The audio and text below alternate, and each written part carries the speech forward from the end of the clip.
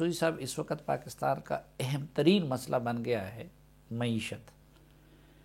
عمران خان کہتے ہیں کہ موئرے نکالنے کے بعد شہباز شریف حکومت نے معیشت کو تباہ کیا. یہ لوگ کہتے ہیں شہباز شریف اینڈ کمپنی کہ عمران خان نے معیشت کو تباہ کر دیا تھا اور ہمیں تباہان معیشت.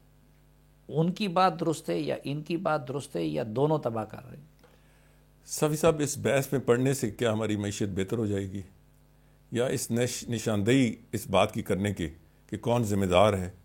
آپ مجھ سے پوچھیں تو میں کہوں گا کہ 70 سال میں ہم سب جو حکومت میں رہے ہیں میرے سمیت ہم موجودہ صورتحال کے ذمہ دار ہیں. اور کیوں ذمہ دار ہیں؟ کہ ہم نے غیر ملکی قرضوں پہ عیاشی کی. ہم نے کسی نے زیادہ کی، کسی نے کم کی، کسی نے زیادہ قرضے لیے، کسی نے کم لیے، مگر خاص کر پچھلے 20 سالوں میں ہر حکومت نے قرضے لیے اور اس بات کو انہوں نے ذہن نشین نہیں کیا کہ اس سے ملک کو کتنا نقصان ہوگا اور یہ کہاں تک یہ معاملہ چلے گا. جہاں تک پاکستان کے سب سے بڑے مسئلے کا تعلق ہے، میں آپ سے تھوڑا سا اختلاف کروں گا. میرے نزدیک اس وقت پاکستان کا سب سے بڑا مسئلہ معیشت نہیں ہے، معاشرہ ہے. اور یعنی ہم اس سے یہ مطلب لیتے ہیں کہ انہوں نے بھی خراب کیا، عمران خان نے بھی، اور یہ بھی خراب کر رہے ہیں. ہاں، جو سلیم صاحب وقت گزرتا گیا قرضے بڑھتے گئے اور قرضے لینے کی رفتار تیز ہوتی گئی. اس لحاظ سے عمران نے بھی ریکارڈ توڑ قبضے لیے اور اب موجودہ حکومت بھی ریکارڈ توڑ قرضے یہ جو آپ نے کہا کہ سب سے زیادہ معاشرہ ہے، تو ہمارے سارے ویلیوز تباہ ہو گئے ہیں، ادارے ڈس فنکشنل ہو گئے ہیں، دنیا میں ہماری سبکی ہو رہی ہے، معیشت تباہ ہے، بے روزگاری ہے، یہ سب کچھ ہے. ایک دوسرے کو بلیم دے رہا ہے، دوسرا تیسرے کو بلیم دے رہا ہے. اس کے لیے کچھ لوگ کہتے ہیں کہ بھئی نئے رولز آف گیم بنانے چاہیے اور اس کے لیے ضروری ہے کہ ایک ٹروتھ اینڈ ریکنسیلیشن کمیشن بنایا جائے. اس کے بغیر آگے نہیں بڑھا جا سکتا. ٹروتھ اینڈ ریکنسیلیشن کمیشن کے بارے میں آپ کی کیا رائے ہے؟ میری رائے بڑی منفی ہے، کیونکہ کتنے کمیشنز پاکستان کی تاریخ میں بن چکے. کمیشن بننا حل نہیں ہے، ان پہ عمل درآمد کرنا حل ہے. یہاں تو ملک 2 لخت ہوا، کمیشن بنے، اس پہ کوئی عمل درآمد نہیں ہوا. میرا نقطہ نظر یہ ہے کہ آج پاکستان کا جو سب سے بڑا مسئلہ ہے وہ یہ ہے کہ ہم قوم کو سچ نہیں بتا رہے. آج اب دیکھیں معیشت بالکل کھائی کے قریب ہے، مگر بحث یہ چل رہی ہے، ایک گروپ کہتا ہے کہ ڈیفالٹ ہوگا، ایک کہتا ہے ڈیفالٹ نہیں ہوگا. بھائی ہمیں ایسا لیڈر آج پاکستان کو چاہیے جو قوم کو بتا سکے کہ ملک کی حالت، سچ بولیں قوم کے سامنے. ہمیں ونسٹن چرچل جیسی تقریر چاہیے اس لیڈر سے جس نے دوسری جنگ عظیم کے بعد پرائم منسٹر بنا تو اس نے کہا I have nothing to offer you but blood, sweat and tears. مجھے آپ کو دینے کے لیے کچھ نہیں ہے سوائے خون، پسینہ اور آنسو. تو یہ موجودہ جتنے لیڈرز ہیں ان میں کوئی وہ ہو سکتا ہے؟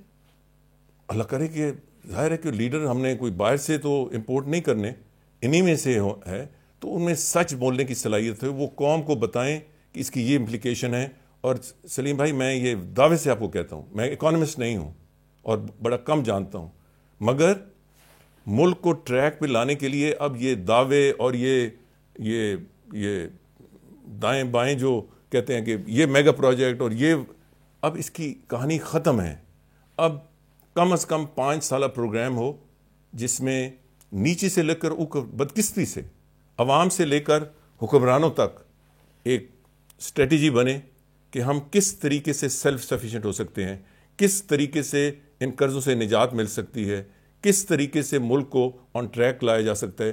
اگر ہندوستان، اور میں ہندوستان کی اس لیے مثال دے رہا ہوں کہ کسی زمانے میں ہم ایک ملک تھے، اگر انہوں نے سیلف سفیشینسی کریٹ کر لی، اتنا بڑا ملک ہونے، اتنی غربت ہونے کے باوجود، کیونکہ انہوں نے صحیح پالیسیز اپنائیں. تو ظلمت شب کا بار بار تذکرہ کرنے کی بجائے آپ اپنے حصے کا کوئی شمع کیوں نہیں جلا دیتے؟ آپ خود کیوں لیڈر نہیں بن جاتے؟ پارٹی کیوں نہیں بنا دیتے؟ میں اتنے پاؤں پھیلاتا ہوں جتنی چادر ہے.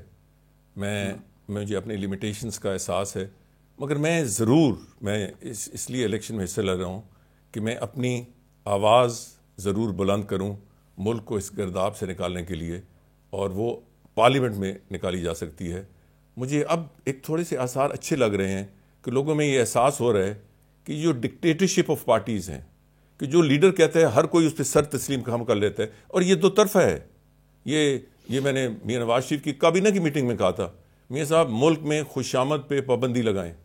یہ جو خوشامد کا ایک دورہ ہے کہ جو کوئی خوشامد کرتا ہے وہ سب سے آگے ہے. لیکن مصیبت یہ ہے کہ بغیر پارٹی کے پارلیمنٹ میں پہنچنا بڑا مشکل ہے. آپ سمجھتے ہیں کہ عمران خان یا نون لیگ کے بغیر آپ پوٹوہار سے پارلیمنٹ میں آ جائیں گے؟ میرے حلقے کے لوگ کچھ اور ٹائپ کے ہیں، آپ دیکھیں گے انشاءاللہ میں اللہ تعالیٰ کے کرم سے اور ان کے ووٹ سے پہنچوں گا انشاءاللہ. پچھلی مرتبہ بھی دیکھیں عمران خان نے آپ کی منتیں کی، اپنے بعد سیکنڈ پوزیشن آفر کی. مجھے پرسنلی پتہ ہے، آپ کے دوست بھی ہے، کسی کے ساتھ دوستی نہیں نبھائی، آپ کے ساتھ نبھائی.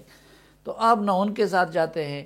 نواز شریف نے جتنا گزارا آپ کے ساتھ کیا، جتنی عزت آپ کو دیتے تھے، اتنا میں نے شاید ان کا بھی نہیں دیکھا ہے کہ کسی اور کی اتنی برداشت کرے جتنا آپ کے منہ پہ باتیں برداشت کرتے تھے. اپنی پارٹی بھی نہیں بناتے. تو یہ کیسے ہوگا؟ یہ لیڈر کہاں سے آئے گا؟ اور آپ کے ساتھ پارلیمنٹ میں کہیں پچھلے سال والا کام نہ ہو جائے کہ صوبائی جتوا دے اور قومی، کیونکہ انجینئرنگ تو ہوتی ہے. صوبائی 34,000 سے میں جیتا ہوں. ہاں، سو بی ایٹ. میں ایک آدمی ہوں. میری کوشش ہے کہ میں جس کے ساتھ ہوں اس کو میں بتاتا ہوں. میں غلط ہو سکتا ہوں، مگر کھائی آ رہی ہے تو میں کہوں گا کہ کھائی آ رہی ہے. اگر سپیڈ بریکر آ رہا ہے تو میں کہوں گا سپیڈ بریکر آ رہا ہے. تو آج کل کی روایت سیاست کی کچھ اور ہو گئی ہے. اور آپ نے پیچھے پوچھا کہ سب سے بڑا مسئلہ پاکستان کا کیا ہے. سب سے بڑا مسئلہ پاکستان کا یہ ہے کہ یہاں اچھے آدمی کی قدر نہیں ہے، برے کی پکڑ نہیں ہے.